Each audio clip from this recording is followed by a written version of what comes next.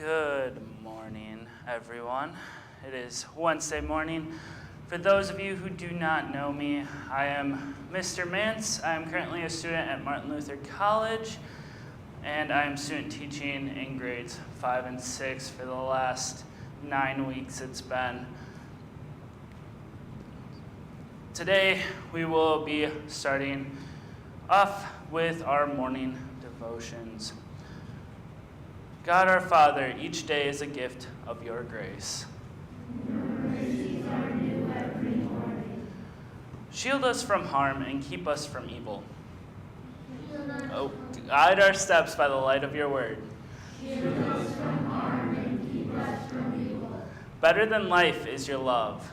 With joy in our hearts and praise on our lips. Hallelujah. And we pray. O Lord, our heavenly Father, almighty and everlasting God, you have brought us safely to this new day. Defend us with your mighty power, and grant that this day we neither fall into sin nor run into any kind of danger. And in all we do, direct us to what is right in your sight. Through Jesus Christ, your Son, our Lord. Amen. To start off our devotion, I want you to think of a time in which you felt that there was something impossible. Maybe it was a task you had to do. What was something that you felt was impossible for you to do? Lillian. Make it into honor band. Okay, make it into honor band. Anything else? A task you were trying to do and at the start you just felt like it was impossible to do. There was no way you were going to be able to do it. Mama. What was that? Cleaning out the gutters. Yeah, that can be high up. It can be really hard to do that. Maybe you're on the basketball court and the other team, they're all 6 feet tall and just towering over you. That might seem impossible to beat them. Maybe you're on the soccer field and the other team is the fastest runners you've ever seen. Or maybe it's in volleyball, and the other team can all overhand serve, and you yourself included in your team just cannot overhand serve. You feel there's no way we can win. You might say something like, this is impossible, there's no way we can win. However, in our story for today, we're going to hear of how nothing is impossible for God, not even the one thing that is ultimately impossible for us, which is victory over sin, but nothing is impossible for God. So we read from Exodus chapter 6, verses 6 to 8. And it says, "Therefore say to the Israelites, I am the Lord, and I will bring you out from under the yoke of the Egyptians. I will free you from being slaves to them, and will redeem you with an outstretched arm and with mighty acts of judgment. I will take you as my people, and I will be your God. Then you will know that I am the Lord your God, who brought you out from under the yoke of the Egyptians. And I will bring you to the land I swore with uplifted hand to give to Abraham, to Isaac, and to Jacob. And I will give it to you as a possession. I am the Lord." We hear in this how Moses was afraid of the Egyptians. The Israelites were enslaved by the Egyptians in here. And we hear Moses is very nervous to go to Pharaoh because he feels as though it's impossible that Pharaoh would let his people free. And we know in our lives, as we just talked about a little bit before, is that it's not, there might be plenty of tasks that seem impossible for us. However, what did God tell Moses and the Israelites in our story? What did God say to them?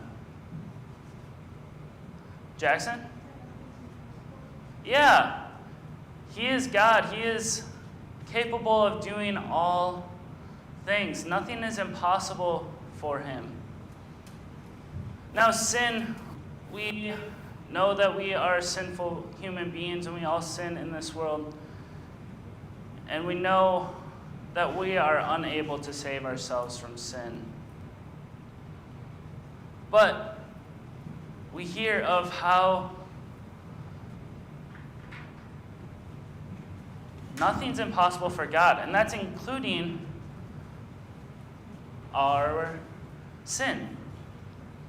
What did God do to redeem us from our sin? Dawson.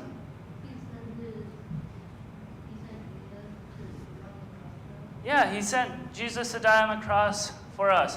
He died on Good Friday, rose again on Easter, and the victory is ours. God and Jesus has won the victory for us. And that shows us how nothing's impossible for God, no matter what it is, not even our earthly troubles. So we always want to go to God in prayer with any troubles we have, because nothing is impossible with God. Amen. So we are going to continue with our hymn 537, Onward, Christian Soldiers.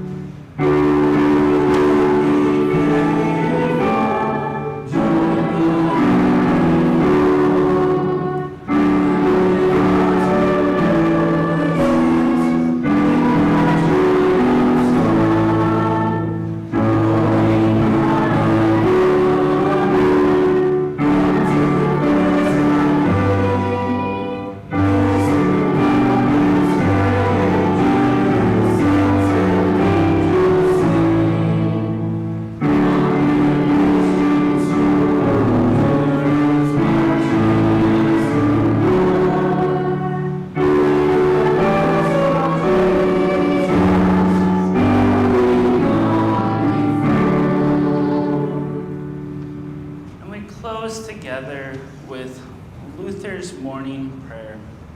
We pray. I thank you, my heavenly Father, through Jesus Christ, your dear Son, that you have kept me this night from all harm and danger. Keep me this day also from sin and every evil, that all my doings in life may please you. Into your hands I commend my body and soul and all things. Let your holy angel be with me, that the wicked foe may have no power over me. Amen. Now may the love of the Lord Jesus draw us to himself. May the power of the Lord Jesus make us strong to do his will. And may the peace of the Lord Jesus fill our lives. Amen. Thank you for letting me preach chapel to you guys today. Now I'm going to have our other student teacher, Mr. Eisenman, come up, and we are going to do a little presentation about our school, Martin Luther College. And feel free after this, if you have any questions or any comments, feel free to talk to us, or even any of your teachers may have some information as well. You can go to the next slide. Thank you. So, to start off, pastoral ministry is one of the ministries you can go to. It's called the pre-seminary major. You go, and at MLC you learn different languages. You learn Greek, Hebrew, then normally one other one. It could be a Latin, Spanish. I think there's Chinese. And why you learn Greek and Hebrew is because the original texts of the Bible were written in Greek and Hebrew. And so you get to read the Bible in its original language. And I'm sure Pastor Buckner can give you more information on this trek than I can, as I'm not involved in it. But that's just a little bit about it. Educational ministry, that is what me and Mr. Mance are in right now. We further our education at MLC so that when you guys have questions in the classroom, whether it's regards to history or science, you have to take those general education courses so then we know just on the spot, we don't have to look up type of questions all the time. We can just kind of tell you. So we have to learn further education based off of the different subjects that we're going to teach in our classrooms. And another one is the early field experiences. So right now we're in student teaching. Then before student teachers, we had to go into a school like this for just 1 week. Student teaching, you go in there for 10 weeks. So they just slowly progress you into a classroom from 1 week now to 10 weeks. And then I'll be graduating in December, so hopefully I'll get my own classroom in December. Another thing about the educational ministry is that they want you to clarify in your major what grade or area of the school you want to teach in. They have early childhood, which is pre-K, like 3-year-olds to kindergarten, and then I'm in right now I want to call it the elementary education. So I'll be licensed to teach kindergarten to 6th grade, and then after 6th grade it's called the secondary major, which is high school. I have just an elementary major, so I'll be just licensed to teach K to 6. Mr. Mance, I believe, is licensed to teach K to 6, and then I'll have a chemistry major in high school. So he'll be doing that next semester. And then the last thing about the educational ministry is that you don't know, after you go to MLC, we are prepared to serve anywhere in the country. We don't know where we will go, and then we will prepare to go to any state, any school, any state, any school to preach God's children, God's word to students like you. Yep. And then finally we have staff ministry.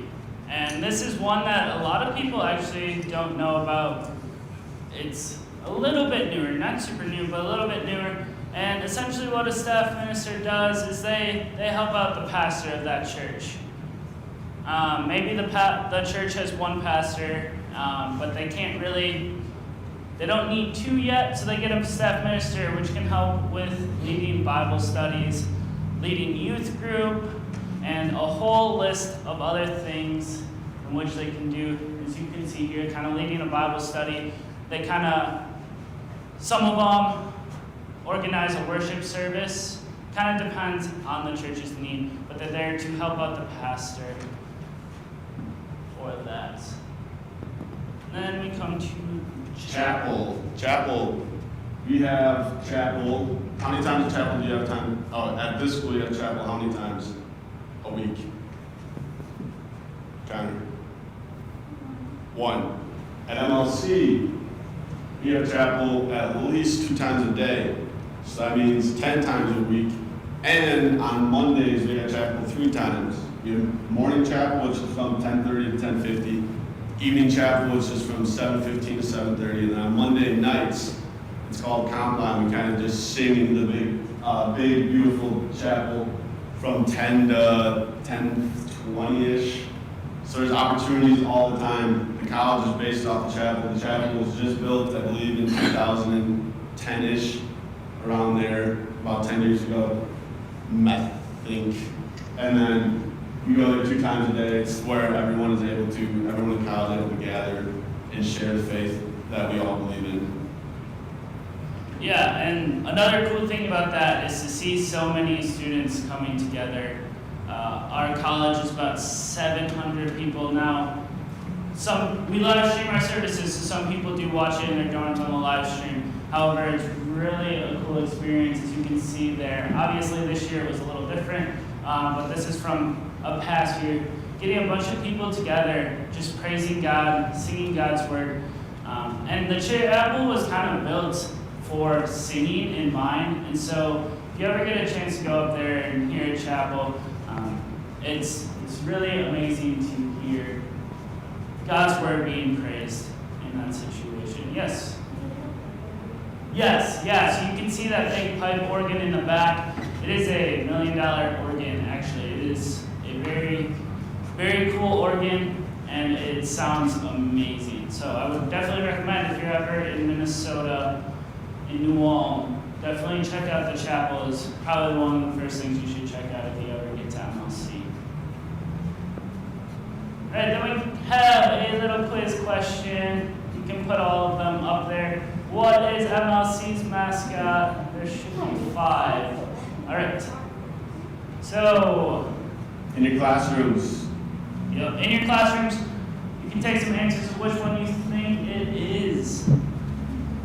wait about 10-15 seconds.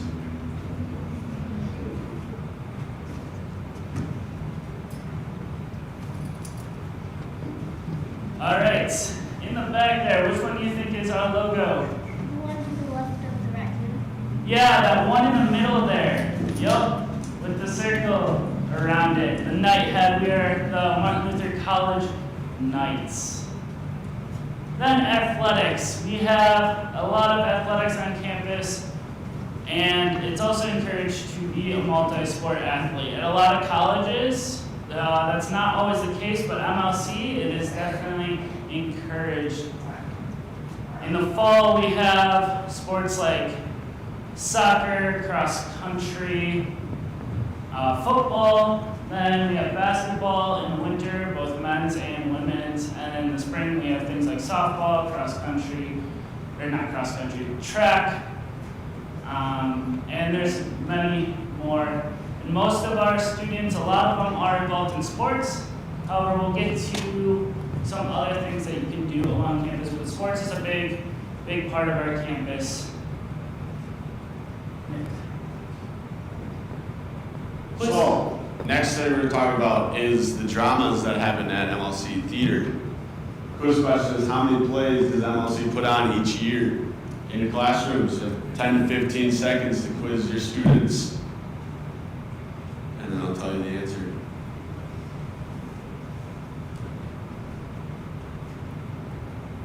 So it's not as easy.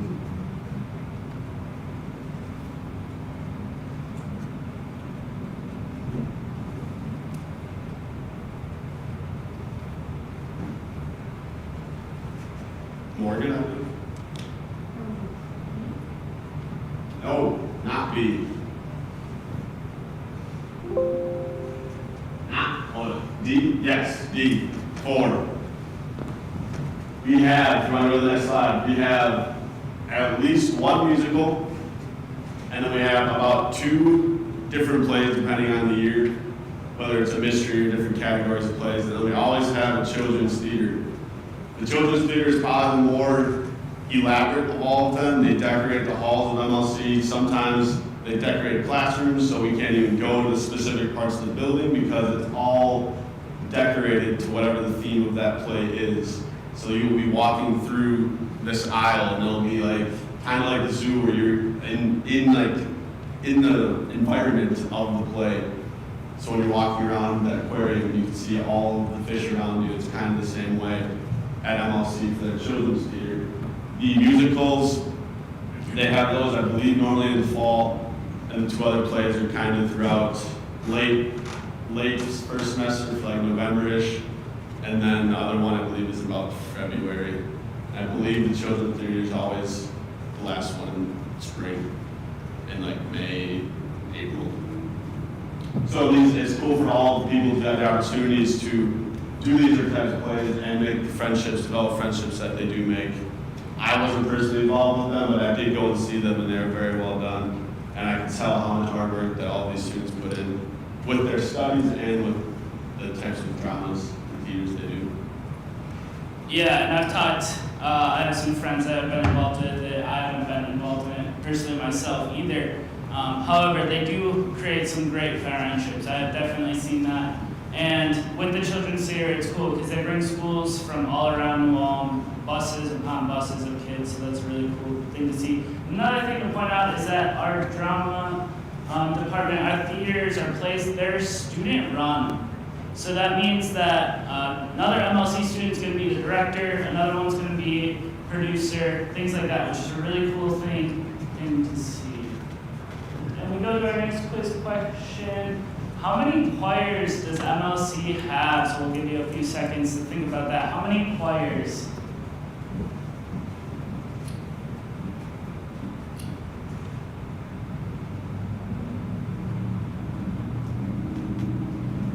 In the back of the blue mask, nice and loud. C. 3, yeah, not quite 3. Jackson S. Not B either. Matthew. Nope. Dawson. D, yes, 4. We have 4 choirs. Yes. I said Oh, I thought you said B. So we have 4 choirs. We have a men's choir, a women's choir, then we have what's called chorale. I believe it's still called that. And that's kind of our lower of the 2 choirs that are both men and women. And then we have college choir, which is our combined choir. It's our highest choir. They travel around. So normally on spring break, they'll do a tour, go to a lot of different churches. Last spring, they went down to Florida. So they kind of drove down, hit some churches on the way, drove down to Florida, and then came back. We also have band. We have wind symphony, and I know that a lot of people are involved in that. I was in men's choir for 1 semester.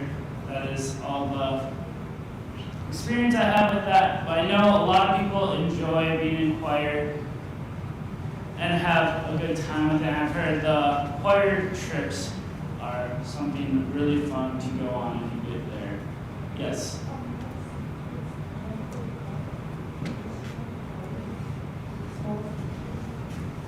That is just the grand piano, kind of looking at it from the back. Oh, those are handbells. Yep, so we also have a handbell choir on campus as well. Right. Was question number 4. How many students participate in intramurals? Raise your hand if you know what intramurals is.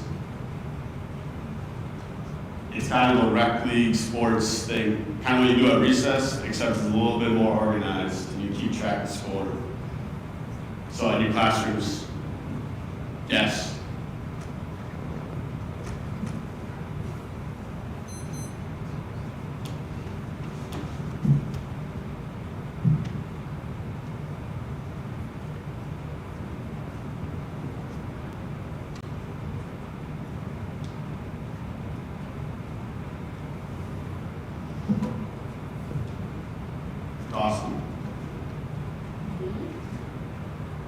D. First guess, first right. It is D. About 400 students. Intramurals. It's a really fun way to get involved in the school. You don't need to necessarily be the best athlete in the world to play intramurals. It's more of a social gathering. It's more of fun. Some people take it serious, some people don't. That's just the motivation, the type of, what's the word for it? Competition, yes. Some people have that inner competitive drive in them, and they want to make everything super, super competitive. So there's sometimes there's two different leagues. There's going to be an A league where it's super competitive, and there's one that's not so competitive. So it can go to every person's need. We have, is this frisbee golf or? Is that just the recreation? Alternate frisbee is technically club, but you could consider it in your. Alternate frisbee, I was a part of it, but I know there's a lot of people after school around 3 o'clock. They go to the big field and they play alternate frisbee games, and it seems very fun. I was unable to do that. But you also have intramural basketball. There's 3-on-3 tournament. There's a 5-on-5 full court intramural league. There's also sand volleyball. In the fall, I played that. That was super fun. It's just a good way to interact with your students and fellow classmates that you're going to be potentially in the ministry with. I enjoyed it a lot of times that I played. All right, and then besides those more intramural organized sports, we have a lot of fun in other ways. We have an event normally in the fall. It's called the Swine Swizzler. And you can see kind of the sumo wrestling that happens in that. And there's a lot of other fun activities. I know also there's a group on campus that organizes different events. So like spike ball tournaments happen every once in a while, or badminton tournaments. And there's plenty of ways to get involved. There's plenty of clubs to get involved in as well. There's things like STEM Club, which is science, technology, engineering, math. There's disc golf, and different art clubs, things like that. And ultimately, MLC is a great place to make friends. There's always people hanging out with each other, which really made it hard this last semester for those students who were on campus due to the fact with the virus going on. It was not easy for them to not be around their friends and not be able to have that. So then, as we continue on here, we just have some pictures. So this is an overview of our campus. The thing I like about our campus is it's nice and small. That building in the middle is the main classroom building, and you kind of can see some of the dorms around and some of the other buildings, but it's nice and small.